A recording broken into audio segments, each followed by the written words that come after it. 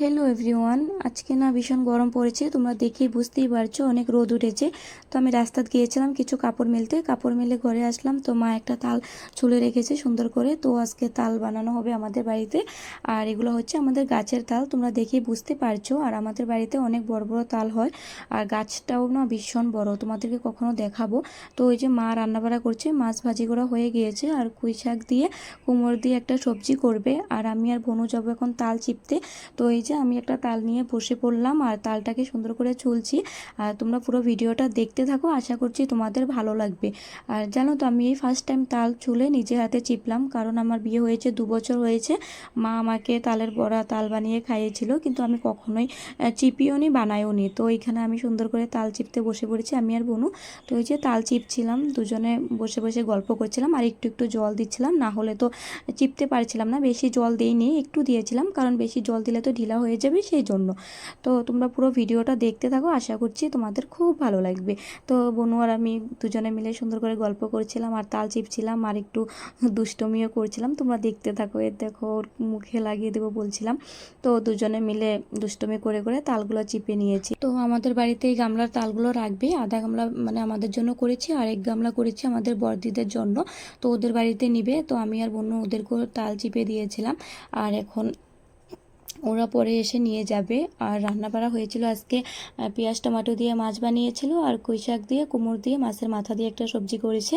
আর এখন সবার জন্য ভাত বেড়ে নেব, সকালের ভাতটা খেয়ে নেব। খাওয়ার পর আজকে আমাদের অনেক কাজ আছে, তোমরা পুরো ভিডিওটা দেখতে থাকো, তাহলে বুঝতে পারবে। তো ভাত বেড়ে নিয়েছি, খেয়েও নিয়েছি সবাই মিলে।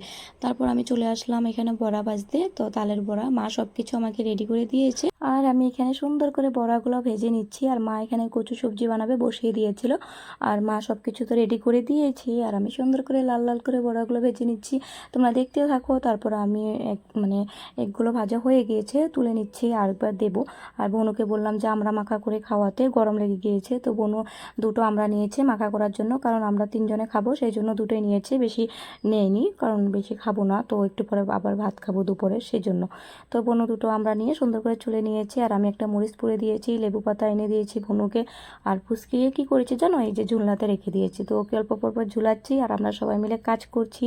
তো আমাদের কাজও হয়ে যাচ্ছে, ঝুলনা হয়ে যাচ্ছে, তো ঝুলছে আর আমরা কাজগুলো করে নিচ্ছি। তো বোনু সুন্দর করে কেটে নিয়েছে, তোমরা দেখতেই পাচ্ছ। আর এখন পিস পিস করে কেটে নেবে, তারপরে মাখা করবে আর কি। আর আমার বোনু মাখা করলে খুব টেস্ট হয় কিন্তু খেতে, তোমরা জানো না, তোমরা একবার খেলে তারপরে বুঝতে পারবে। আর এর দেখো পুচকি এখানে মাথা বার করে করে দেখছিল আমাদেরকে, আর বোনু ঘরের সামনে বসে এই যে আমরাগুলো এখন মাখা করবে। আর আমি আবার গেলাম রান্না করে। তো ওই যে মা কচুটা বানাচ্ছি, এখন দেখতে কেমন লাগছে পরে তোমরা দেখবে। খেতেও খুব টেস্ট হয়েছিল, দেখাতেও খুব সুন্দর হয়েছিল। তো আমি ফটো পোস্ট করেছিলাম, তোমরা দেখেওছো ফটোটা, অনেকজনে লাইক কমেন্ট করেছিল, খুব সুন্দর সুন্দর মানে বলেছো যে দেখে খুব সুন্দর হয়েছে। আর এই যে এখানে আমরাগুলো বোনু সুন্দর করে কেটে নিয়েছে, আর এখন সব কিছু দিয়ে মাখবে। আর আমার বোনু মাখা করলে খুব টেস্ট হয় সত্যি, ও যেটাই মাখা করে আমার কাছে বেশ ভালো লাগে, তাই আমি ওকে সবসময় ওকে দিয়ে মাখা করাই, যেটাই মানে খেতে ইচ্ছা করে ওকে বলি যে মেখে দেওয়ার জন্য। তো না আমার কথা মানে, খুবই মানে, আমি যদি ওকে বলি যে এটা করে দো সেটা করে দো, ও করে, কিন্তু সেটাই আমার ভালো লাগে। তো সুন্দর করে মেখে নিচ্ছে, আমাকে দিয়ে দিল, আমি খেয়ে বললাম না দারুণ হয়েছে, খুব টেস্ট হয়েছে খেতে। তো গরম লাগছিল আর খেয়েছিলাম, মাকেও খাইয়ে দিল, তো মাও বললো না সে টেস্ট হয়েছে।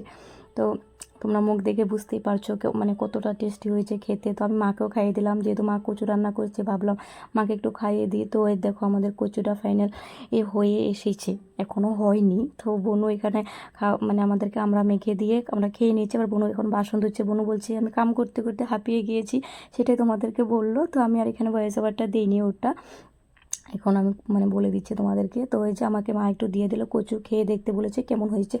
সত্যি এক কথায় একদম অসাধারণ হয়েছে খেতে, অনেক টেস্ট হয়েছিল। আমি তো কচু দিয়েই শুধু ভাত খেয়েছিলাম, মানে এতটাই ভালো লেগেছে আমার কাছে।